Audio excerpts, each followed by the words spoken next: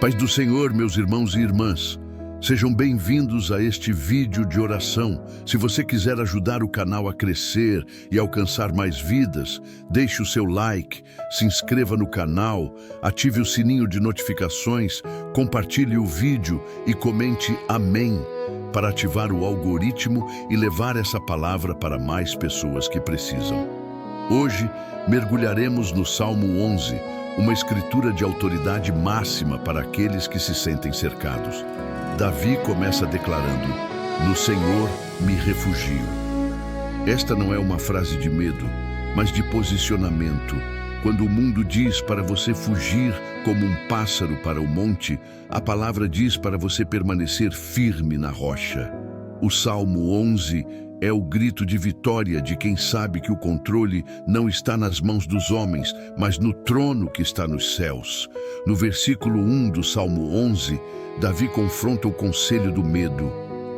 "Como dizeis à minha alma, foge para a tua montanha como pássaro."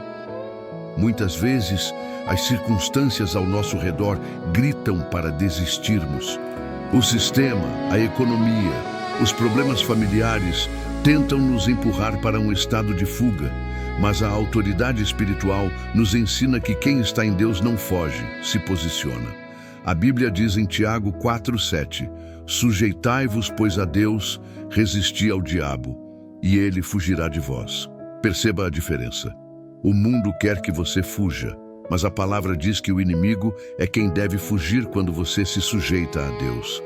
Estar refugiado no Senhor não significa estar escondido em uma caverna de depressão, mas estar guardado na torre forte. Provérbios 18:10 declara: "Torre forte é o nome do Senhor.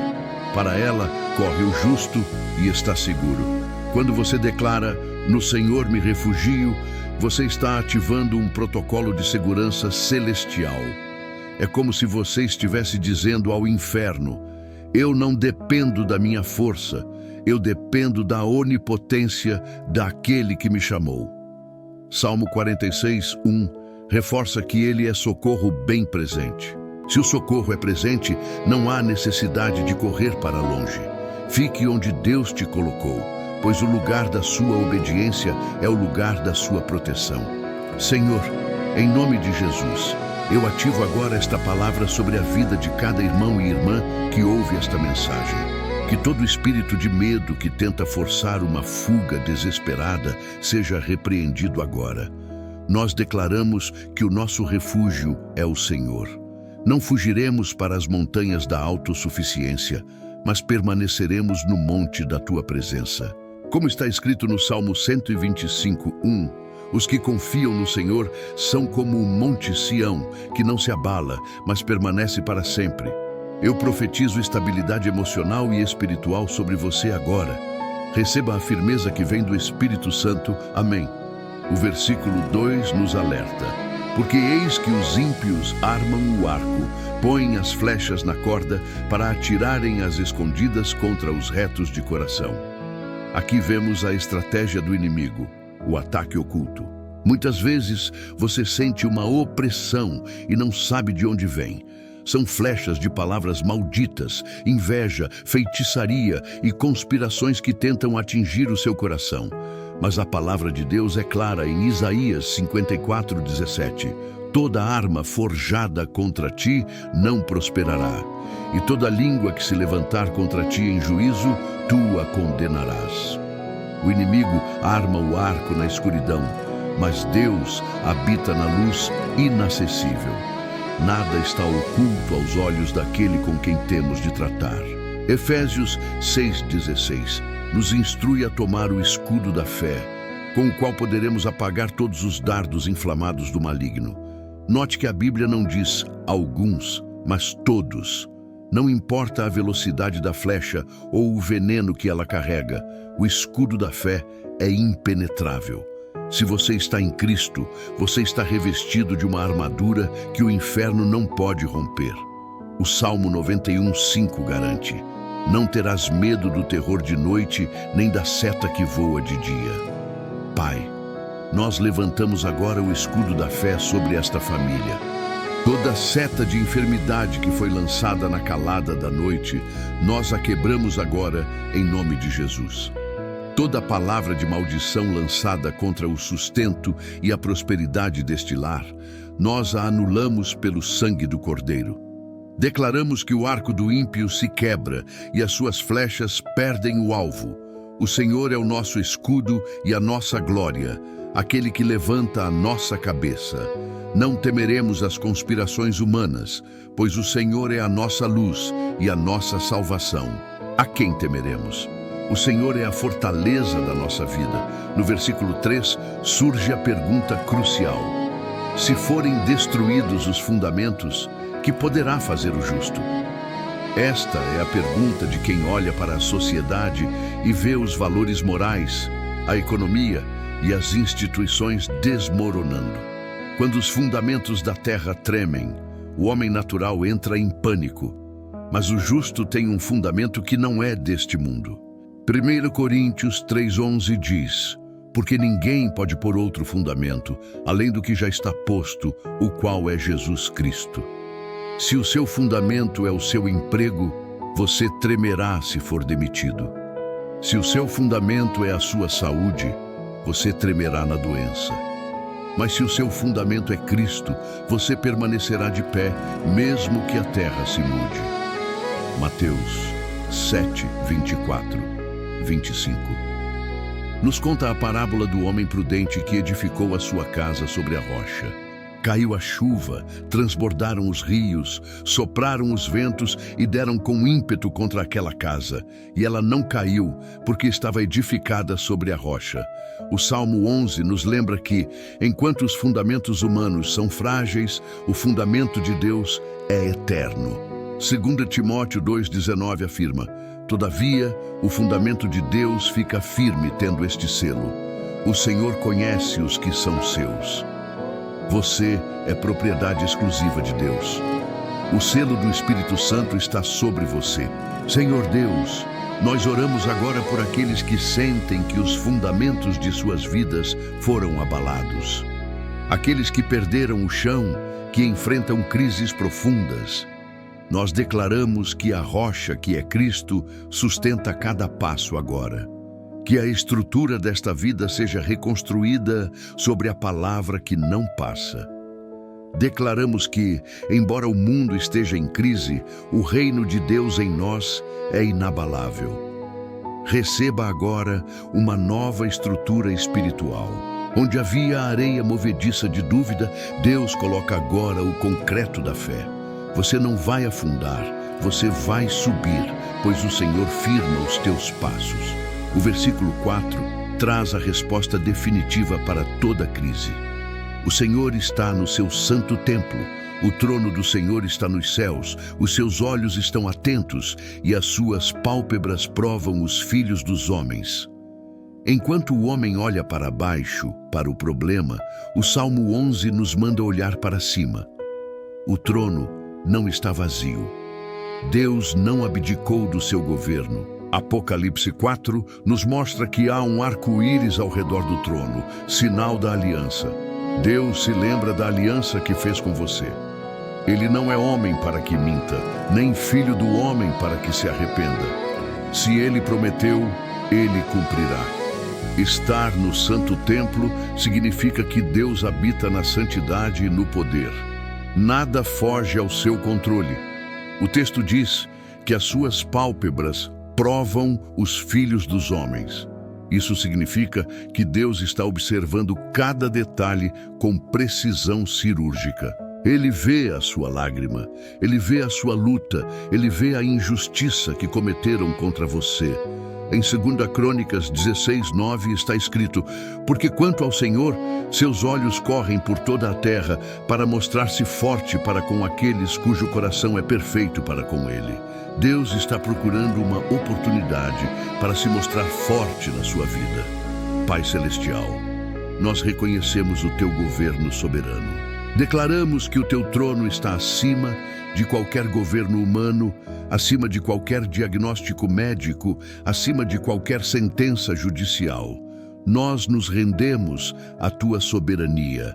Se os teus olhos estão atentos, então sabemos que não estamos sozinhos. Pedimos que a tua mão poderosa se estenda agora sobre cada situação impossível. Que o teu poder que emana do trono traga cura, libertação e provisão sobrenatural. Nós descansamos na certeza de que o Rei do Universo é o nosso Pai. O versículo 5 diz: o Senhor prova o justo, mas ao ímpio e ao que ama, a violência odeia a sua alma. A prova do justo é um processo de refinamento.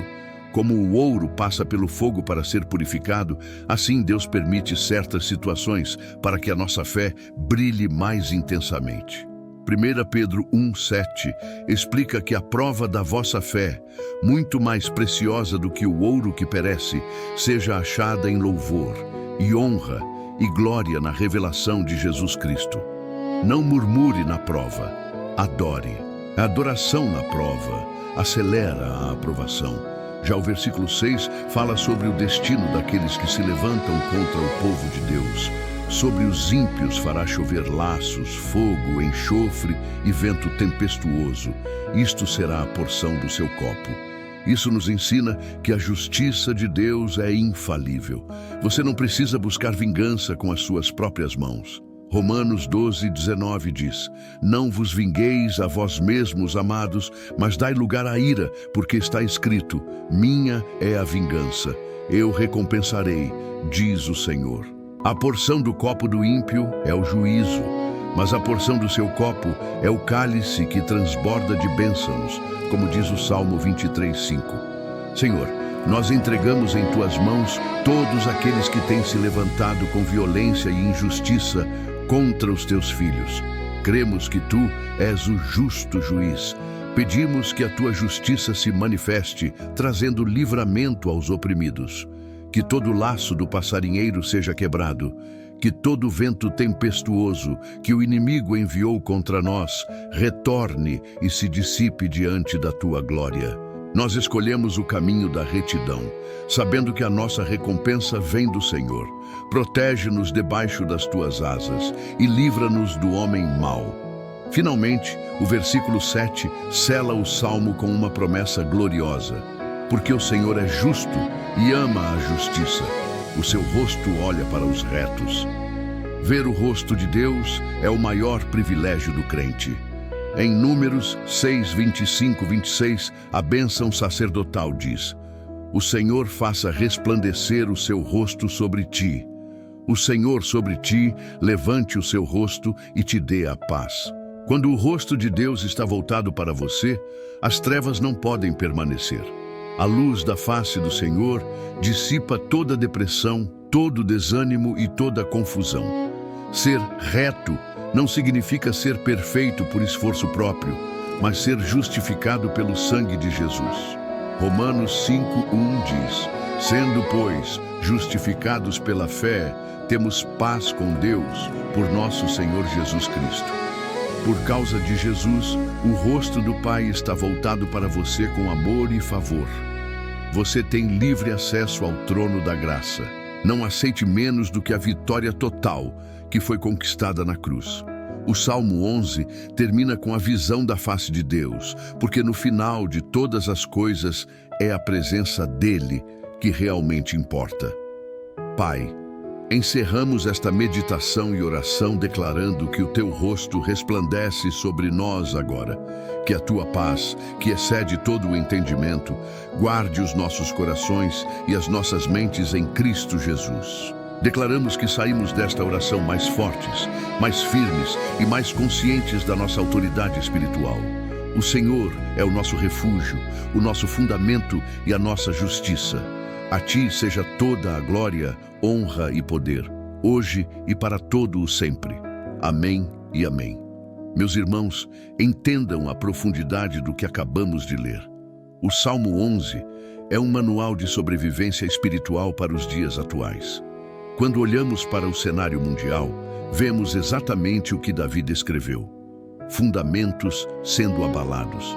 Mas a nossa confiança não está em governos humanos. A nossa confiança está no está escrito. Jesus venceu o deserto citando a palavra, e você vencerá as suas batalhas citando o que Deus disse a seu respeito. Você não é o que as circunstâncias dizem, você é o que a Bíblia diz que você é. Você é cabeça e não cauda, você está por cima e não por baixo. Lembre-se de José no Egito. Os fundamentos da sua vida foram abalados quando seus irmãos o venderam. Ele foi para a prisão injustamente.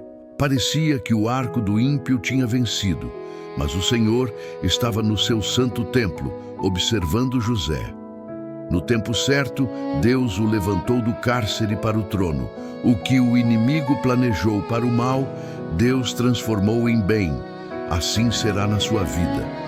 O que hoje parece um ataque oculto, amanhã será o palco do seu testemunho. Não tema as flechas, pois o arqueiro do céu está protegendo a sua retaguarda. Mantenha os seus olhos fitos no trono. Quando Estevão estava sendo apedrejado, ele não olhou para as pedras, ele olhou para o céu e viu a glória de Deus e Jesus em pé à direita do Pai. Quando você olha para o trono, as pedras perdem o peso. Quando você olha para o trono, o medo perde a voz. O Salmo 11 é um convite para mudarmos a nossa perspectiva. Saia da visão terrena e suba para a visão celestial. Lá do alto, os seus problemas são pequenos diante da grandeza do nosso Deus. Ele é o El Shaddai, o Deus Todo-Poderoso.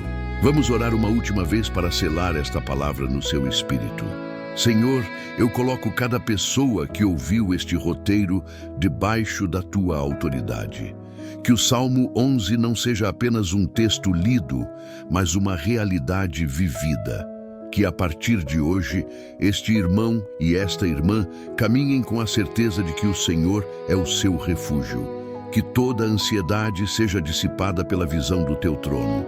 Declaramos uma semana de vitórias, de portas abertas e de livramentos sobrenaturais. Que a tua justiça se manifeste em cada área, na saúde, nas finanças, na família e no ministério. Nós não aceitamos o espírito de derrota. Nós marchamos em triunfo em Cristo Jesus, como está escrito em 2 Coríntios 2,14. Graças a Deus que sempre nos faz triunfar em Cristo. Este é o nosso destino, o triunfo. Que a unção de Davi, que enfrentou gigantes e venceu perseguições, repouse sobre a sua vida agora. Seja forte e corajoso, pois o Senhor teu Deus é contigo por onde quer que andares. A vitória é tua, em nome do Pai, do Filho e do Espírito Santo. Amém. Para aprofundarmos ainda mais, precisamos entender o contexto histórico de Davi.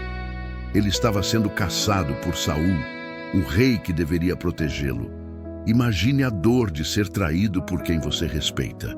Mas Davi não olhou para a traição de Saul. Ele olhou para a fidelidade de Deus. O Salmo 11 é um salmo de confiança absoluta. Quando os fundamentos da monarquia de Israel estavam abalados pela loucura de Saul, Davi sabia que o verdadeiro rei ainda estava no trono. Isso se aplica a você hoje. Quando as lideranças humanas falham, quando as pessoas em quem você confiava te decepcionam, lembre-se que o Senhor permanece fiel. A palavra refúgio no hebraico é chassá, que significa confiar, esperar proteção, confiar em alguém. Não é apenas um lugar físico, é uma pessoa. Jesus é o nosso chassá. Em João 16:33 ele disse: "No mundo tereis aflições, mas tende bom ânimo, eu venci o mundo." A vitória dele é a nossa vitória. O Salmo 11 é a aplicação prática dessa promessa. Se ele venceu, nós também venceremos. Não há dardo inflamado que possa atravessar a armadura de Deus. Vista-se dela todos os dias. A couraça da justiça protege o seu coração das acusações. O capacete da salvação protege a sua mente dos pensamentos de derrota. E a espada do Espírito, que é a palavra, corta as amarras do inimigo. Declare comigo agora: O Senhor é o meu pastor e nada me faltará. Ele me faz repousar em pastos verdejantes. Ainda que eu ande pelo vale da sombra da morte, não temerei mal algum, porque tu estás comigo. Esta confiança do Salmo 23 é a mesma confiança do Salmo 11. É a confiança de quem conhece o caráter de Deus. Ele é Jeová Jiré, o provedor. Ele é Jeová Rafá, o que cura. Ele é Jeová Nissi, a nossa bandeira de vitória. Sinta a presença de Deus invadindo o seu quarto, a sua sala, o seu carro, onde quer que você esteja ouvindo esta oração. A atmosfera está mudando agora. O peso está saindo e a leveza do Espírito está entrando. A justiça de Deus não falha. Às vezes, parece que o ímpio prospera, como diz o Salmo 73, mas o fim deles é repentino. O Salmo 11 nos garante que a porção do copo deles é o juízo. Não inveje quem faz o mal. Mantenha as suas mãos limpas e o seu coração puro. O Salmo 24 pergunta: quem subirá ao monte do Senhor? E a resposta é: aquele que é limpo de mãos e puro de coração. O Salmo 11:7 diz que o rosto de Deus olha para os retos. Que promessa maravilhosa! Ser visto por Deus com aprovação é melhor do que todos os aplausos do mundo. Busque a aprovação do céu e a terra terá que se alinhar ao seu favor. Finalizamos reforçando que você é um vencedor. Não aceite pensamentos de depressão ou vitimização. Você é filho do Rei. O sangue que corre nas suas veias espirituais é o sangue da vitória. O Salmo 11 é o seu decreto de liberdade. Leia-o, ore-o e viva-o. Que a unção de Deus transborde sobre você hoje. Que cada palavra dita aqui frutifique a 100 por 1. Vá em paz, na força do Senhor, sabendo que o trono está ocupado e você está seguro. Amém. Além disso, meus irmãos, precisamos meditar na soberania de Deus sobre o tempo. O Salmo 11 nos mostra que Deus não tem pressa, mas Ele tem precisão. Muitas vezes queremos que o juízo sobre o ímpio ou o livramento sobre o justo aconteça no nosso cronômetro, mas o trono de Deus opera na eternidade. Quando Davi diz que o Senhor prova o justo, ele está nos lembrando que a paciência é um fruto do Espírito. Não desanime se a resposta ainda não chegou. O fato de Deus estar no seu santo templo significa que Ele está trabalhando nos bastidores. A prova é o terreno onde a sua autoridade é forjada. Um soldado só é promovido depois de mostrar bravura no campo de batalha. Você está sendo treinado para reinar. Cada flecha que não te atingiu serviu para mostrar a eficácia do seu escudo. Cada fundamento que tremeu serviu para te empurrar para mais perto da rocha. Não olhe para a crise como um beco sem saída, mas como uma rampa de lançamento. Deus está te levando para um novo nível de discernimento. Você passará a ver as armadilhas antes mesmo delas serem armadas. A unção de inteligência espiritual repousará sobre a sua mente. Você saberá quando falar e quando calar, quando avançar e quando esperar no refúgio. Esta é a sabedoria de Davi. A sabedoria de quem sabe que a vitória não vem da força do braço, mas da inclinação do coração para com o Senhor.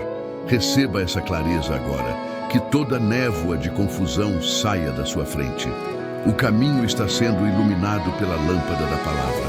Caminhe com confiança, pois o arquiteto do universo está desenhando o seu futuro. Nada pode impedir o que Deus já decretou a seu respeito. O selo da vitória está sobre a sua testa. O inimigo olha e vê que você tem dono. Você é propriedade exclusiva do Altíssimo. Descanse nessa verdade e deixe que a paz de Deus, que excede todo o entendimento, governe as suas emoções. Você é mais que vencedor, hoje e para sempre. Amém. Agradeço por assistir até o final e permanecer nesta atmosfera de fé. Se Deus tocar no seu coração e você quiser contribuir financeiramente para ajudar o canal a crescer e produzir mais conteúdos de oração e palavra, faça uma doação via Pix pelo Live Pix, que está aparecendo na tela agora. Toda oferta é bem-vinda e será usada para a expansão do reino através deste ministério.